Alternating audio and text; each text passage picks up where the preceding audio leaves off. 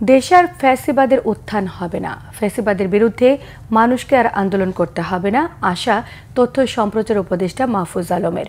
সকালে তথ্য সম্প্রচার মন্ত্রণালয়ে আয়োজিত পুনর্জাগরণ র্যালির সমাপনী বক্তব্যে তিনি এসব কথা বলেন। তথ্য সম্প্রচার উপদেষ্টা বলেন, যে আকাঙ্ক্ষা নিয়ে জুলাই গণ অভ্যুত্থান হয়েছিল তার দালিলিক একটি প্রমাণ থাকা দরকার, আর এজন্য জুলাই ঘোষণাপত্র দেয়া হবে।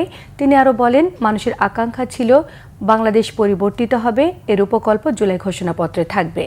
এই ঘোষণাপত্রে সবগুলো দলের স্বাক্ষরের প্রয়োজন পড়বে কিনা তা সময় বলে দেবে। তিনি আরও জানান, যে যে গুরুত্বপূর্ণ বিষয়গুলো ভবিষ্যতে বাংলাদেশের জন্য জরুরি তা সবই এই ঘোষণাপত্র বা সনদে সন্নিবেশিত থাকবে। এই ঘোষণাপত্রে জুলাই আন্দোলনে অংশগ্রহণকারীদের স্বীকৃতি থাকতে পারে বলেও আভাস দেন তথ্য উপদেষ্টা। 5 আগস্টে বসে আমরা যে আকাঙ্ক্ষা নিয়ে বাংলাদেশকে চেয়েছিলাম, ওই আকাঙ্ক্ষার একটা পেপার ওয়ার্ক আমাদের থাকা দরকার, একটা দালিলিক প্রমাণ থাকা দরকার। সেই দালিলিক প্রমাণটা হচ্ছে জুলাই ঘোষণাপত্র।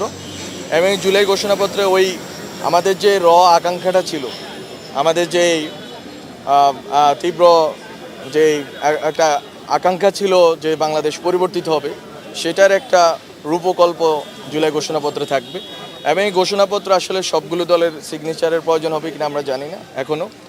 আমরা মনে করি যে মূলত যেই ব্রড বিষয়গুলোতে সব দলের কনসেনসাস আছে, ঐকমত্য আছে ঐতিহাসিক এবং ভবিষ্যৎ বাংলাদেশের জন্য, সেই বিষয়গুলো এখানে সন্নিবেশিত অলরেডি হয়েছে।